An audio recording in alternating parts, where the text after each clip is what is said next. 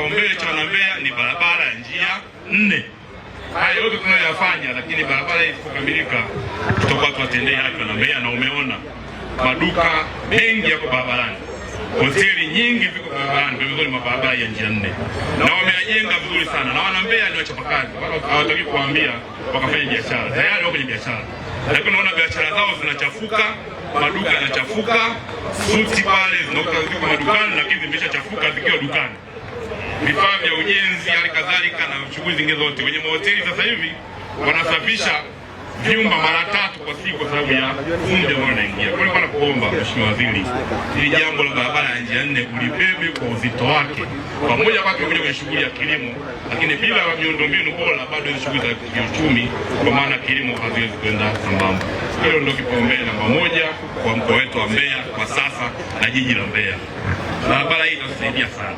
Mheshimiwa Waziri, sisi huko ni wakulima nyanda za juu kusini zote, na ni uwanja huu Mheshimiwa Rais Daktari Samia Suluhu Hassan alitangaza hapa kwamba viwanja vya John Mwakangale viwe ndio sehemu ya maonyesho ya kudumu ya kitaifa kwa maonyesho ya 88. Kwa naliomba wewe, ni waziri wa fedha, umepita kwenye mabanda, unaona kuna mkwamo, mabanda bado hayajakamilika, tunaomba ulisimamie kitendo cha kuwa maonyesho ya kudumu kwa nyanda za juu kusini. Maana yake uchumi wa nyanda za juu kusini utachachuka na watu wetu wataweza kuonyesha bidhaa zao na kuendeleza kukuza uchumi wa watu wa Mbeya na mikoa mingine ya nyanda za juu kusini.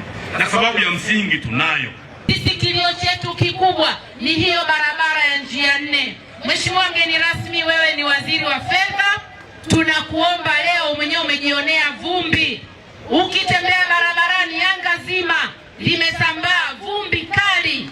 Kwa nafasi yako tunaamini mkuu wa mkoa wetu bingwa Beno Malisa amekutonya, lakini vile vile Mheshimiwa mwenyekiti wa Chama cha Mapinduzi mkoa wa Mbeya ambaye pia ni mbunge wa jimbo la Mbeya mjini, naamini amekutonya. Mneki wetu kaka mchapakazi, hakuna asiyejua, huyu ndiye mpambanaji wetu akiwa katika vikao vya juu ya halmashauri kuu ya chama, na amekuwa akisemea sana. Tunaomba masikio yako yawe yametuelewa na macho yako yameshuhudia vumbi. Tunakuomba kwa huruma yako utusaidie, fedha ziweze kutusaidia. Hapo nimeongea kama mbunge na sio naibu waziri. Kwenye barabara yetu hii Nangwa tayari imeshapata fedha, kile kiwango chote ambacho mkandarasi alikuwa anadai hiki cha nyuma, shilingi bilioni 9 alizokuwa anadai zote zimeshatolewa. Sasa mkandarasi akaendelea kufanya kazi, na sisi tutaendelea kufuatilia takriban kile atakapokuwa anatoa zile ankara zake za madai ziweze kulipwa kwa wakati. Barabara hii sasa hivi isisite, iendelee kujengwa, ikamilike. Upande wetu Wizara ya Fedha tumekutana na Wizara ya Ujenzi, tumewaambia wasipange barabara zote kwa vipaumbele kwenye kupata fedha hizi kutokana na mfuko. Tumekubaliana namna kupata fedha nyingine kama kitangulizi, wakati hizi nyingine zinaendelea kukusanywa kidogo kidogo, ili miundombinu ya barabara zote tulizonazo, zile ambazo zipo katika mpango wa maendeleo kama hii barabara ya Mbeya njia 4 ziweze kutekelezwa kwa haraka, na tuondokane na kadhia hii ya usumbufu wa barabara yenyewe kwa mashimo lakini na vumbi ambalo Mheshimiwa mbunge hapa amelisema.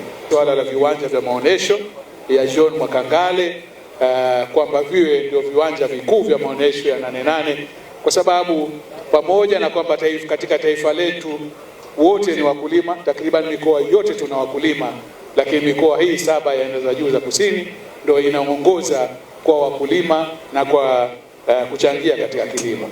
Kwa hiyo hili tunaambiwa ilikuwa ni agizo